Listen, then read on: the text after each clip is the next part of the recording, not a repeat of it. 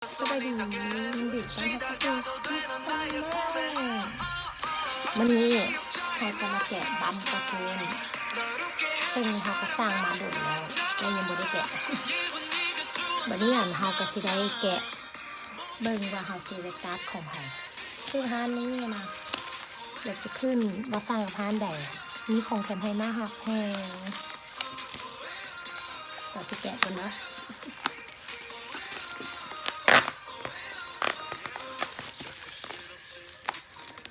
แกะด้วยความระมัดระวังเพราะว่าแกะแล้วกะอยากห่อไว้คืน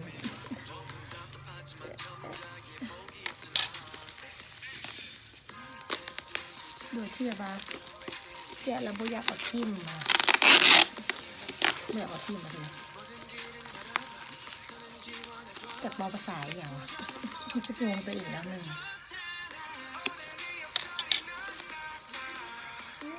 ขาดแล้วไม่นะโอเคได้ละข้างหลังกับ16ได้หนึ่งเด้อเพราะว่าข้าพเจ้ายังบ่ได้เงี้ยนห่องเทือขาดไม่นะแล้วจะคิดอัพได้คืนได้ไหมเขาเจ้าห่อเจ้าแพ็คมันแน่นดีขนาด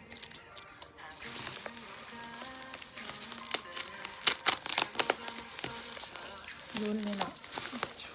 จะได้เมนตัวเองบอกไม่อยากบอกเลย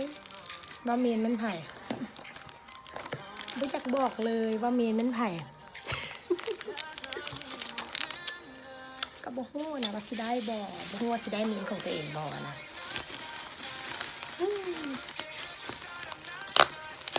มาลุ้นนำกันแต่ได้ไผ่กะบ่เป็นอย่างแต่กะก็อยากให้ได้เมนตัวเองนั่นแหละไอ้my gosh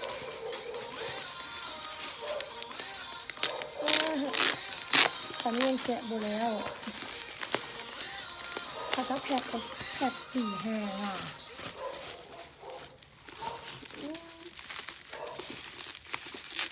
บางชีวิตเด้งเอาแหละเพราะว่าไม่อยากแกะเบิดคันแกะเบิดแล้วรู้สึกมันลำบากแกะมันไม่แกะอีกอะไรมันรู้สึกว่ามันดึงไม่ออก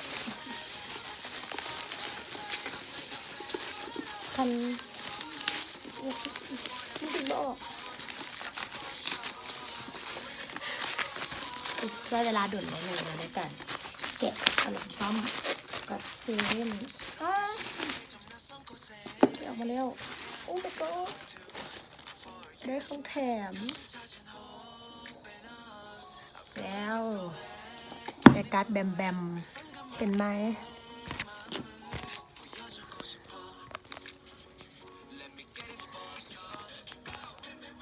มันเห็นแบบเงาเนาะนี่เห็นแล้ว yes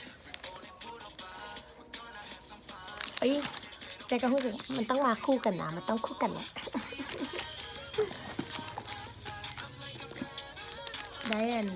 ได้แว่นของแถมน่ารักน่าหักแล้วก็ได้อันนี้ของมาค่ะเห็นดีป่ะอย่างบุแหละเบอร์ค่ะ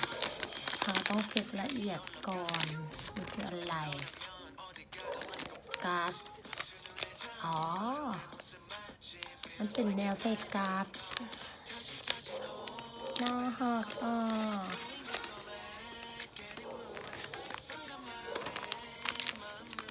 อนมันจะมาแบบหัวยุ่งๆได้3 อันละกับของแบมได้ยุกยอมแดนของยุกยอมนี่แบบนี้วันนี้มาลุ้นกันแล้วเขาชิได้กัดคู่ไผ่ได้ดีใจตื่นเต้นโอ้ my god แกะแบบที่ว่าแกะแล้วเราซุปใส่หูก็คือนะมันก็บ่ได้ซิบ่ได้เอาแนวแพ็คมาแพ็คไว้คือว่า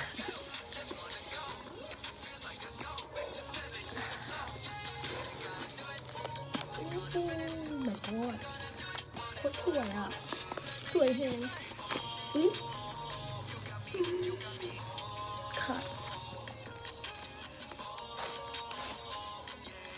บวยอ๋อโคตรคักอ่ะว้าวเบิ่งความแบบของกองนะดีเทลสุดยอดและนี่ก็เขียนซื้อของสมาชิกของ GOT7 ทุกคนมีมาร์ค JB แจ็คสันจินยองแจแบมแบมและกันยุกยอมสุดยอดทางดาวจะเป็น GOT7 แบบนี้โอ้ my god น่ะทำมาไข่น้ำกันเลยมาไข่เห็นไหม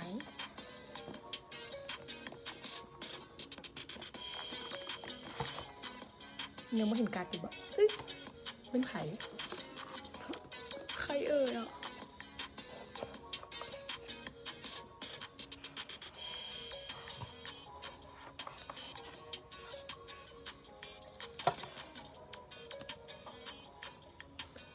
ได้แบม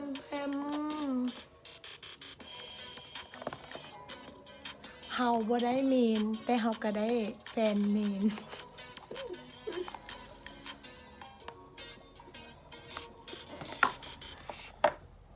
โฟโต้บุ๊กเขาสวยอ่ะ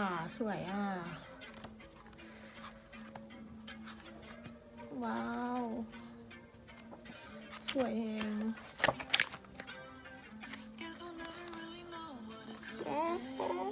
แฟนสวยอ่ะว้าว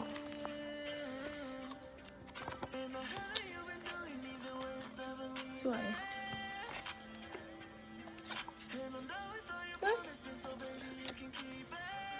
ไอ้ก็ได้เป็นแบมจ้า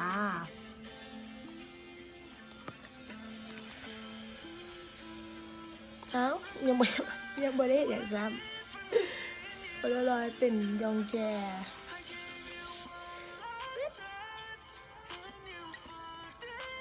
ได้มาโอเคได้ละ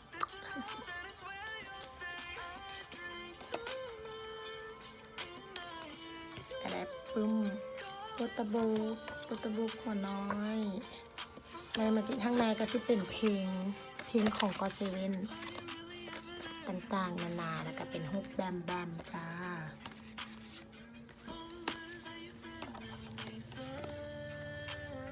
อันนี้ก็จะเป็นโปสเตอร์ว้าว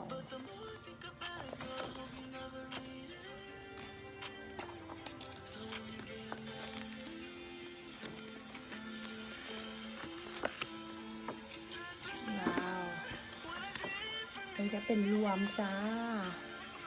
น่าเมนชันอยู่เซ็นเตอร์เลยจ้าสวยอ่ะว้าว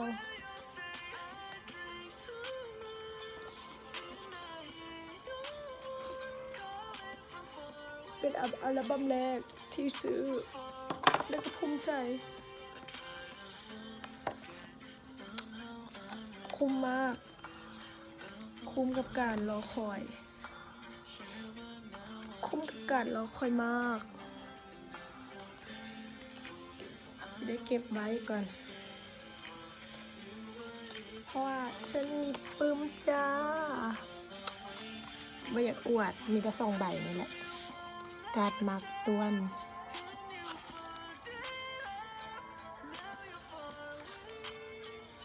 แบมนี่ก็ตัวนี้จ้าก็ใช้ได้เอาอันนี้เก็บไว้ในนี้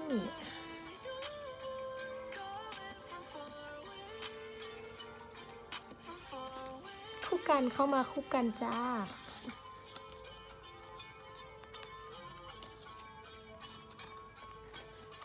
พี่จินยองโพลารอยด์ได้ของยองแจก็จะเอาไว้นำแบมจ้า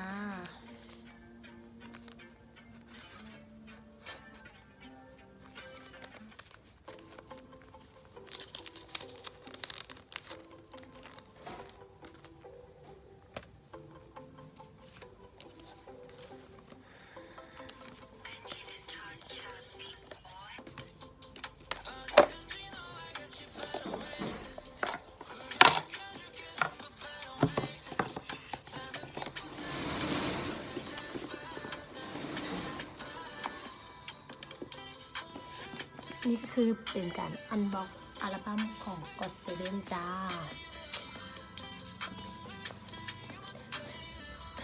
บ่ได้เมนแต่ก็ได้แฟนเมนนะโอเคแล้วอันนี้โอเคแล้ว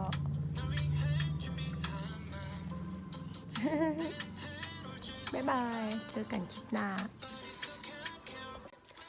สบายดีลืมเฮาจะมาต่อจะเปิดของสะสมเฮาเล็กๆน้อยๆที่เฮาสะสมอันนี้ก็เป็นของมักด้วนจ้าของเมนฉันเองสวยไหมอันนี้ก็เป็นโฟโต้บุ๊กโตที่เป็นGOT7 ทัวร์ร็อกมันก็จะมีคอนเสิร์ตGOT7ที่ไปทัวร์ในในยุโรปมันจะมีหลายอย่างค่ะขอบใจเด้อที่แถมนี้ให้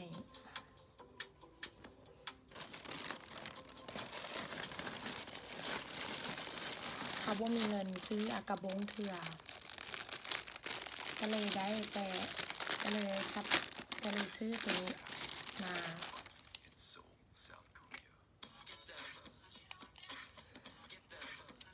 มาร์คด้วน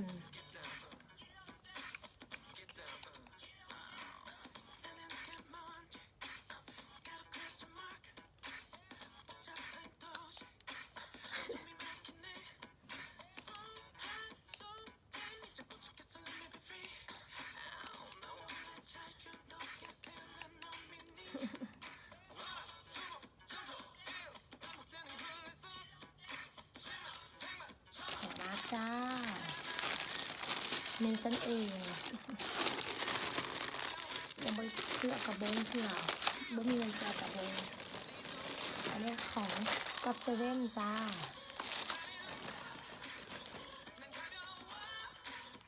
อันนี้ก็แก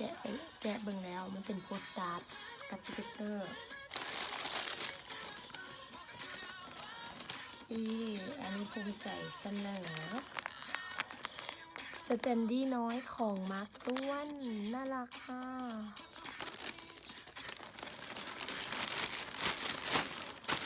น่ารักอย่างของมาร์คต้วนน่ารักแพงแล้วเขาก็มีรูปที่เขาปิ้นมาแจกตอนเมื่อ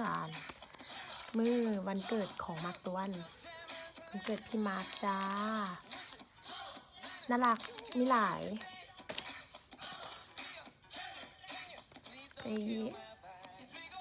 รูปของพี่มาร์คมีพี่เจบอมเจบีด้วยน่ารักอ่ะพี่มาร์คและนี่ก็พี่มาร์คแจ็คสันจ้าซันกระชึกการ์ดโรโมของGOT7จิจ้ามีครบเลยจ้าในนี่อ่ะน่ารักเลยแบบไม่ไหวนะแบบอันนี้มันสิขาดละไข่เดี๋ยวสิไข่ตัวนี้ให้เบิ่ง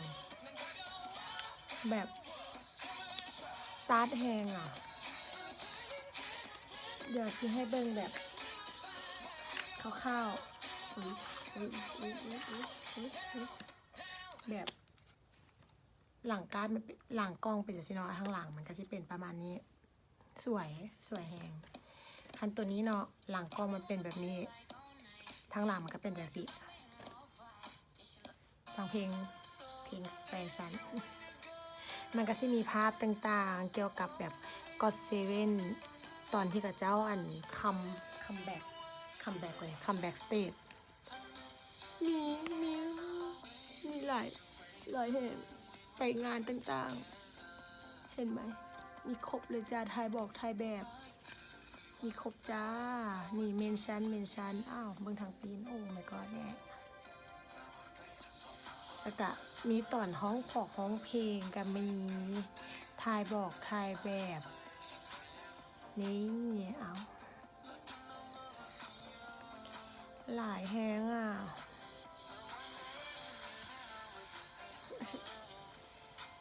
เดี๋ยวฉันก็เก็บไว้จ้าสิจ้าเบิ่งละรู้สึกแบบ ดีใจหวังจากมือหนึ่งแล้วจะมาจัดคอนเสิร์ตอยู่ไทยแล้วกะสิไปจ้าไปจ้าฉันก็จะไปสิจ้ารออะไร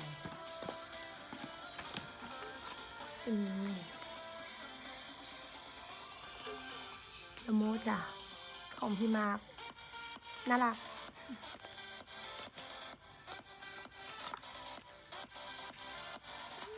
มีอะไรจะอวด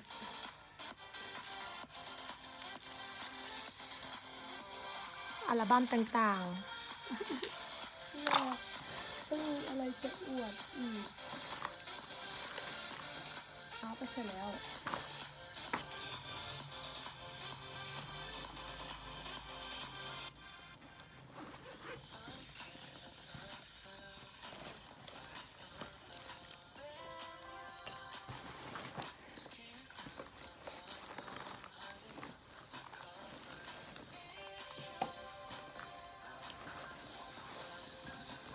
อ๋อ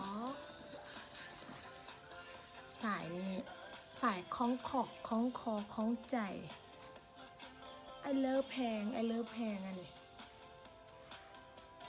เมนซันอยู่นี่เมนซัน I love it I love it การ์ดโลโมซันก็จะมีด้วยมีทุกอันเลยจ้า I love อ่ะ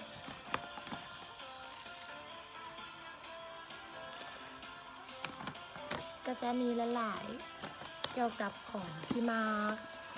แต่กระบอกซิบบอได้ไขให้เบิ่งเนาะเพราะว่ามันหลาย แต่น่าจะบอได้ไขเอาไว้โอกาสหน้าจะมาเปิดอยู่กับให้เบิ่งจ้าตอนนี้ก็ขอพอเท่านี้ก่อนจ้ะเพราะจะได้เงี้ยคืนจ้าพอละอันก็สิเอาเงี้ยแล้วมาคล้องแล้วเสียดายเดี๋ยวมันเปื้อนแล้วเดินหาซื้อบ่ได้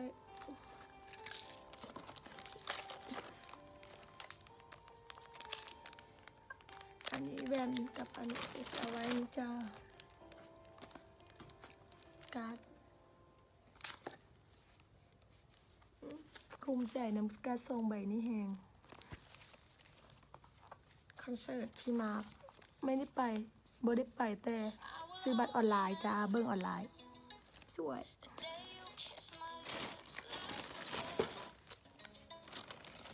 ให้เราไปยังไง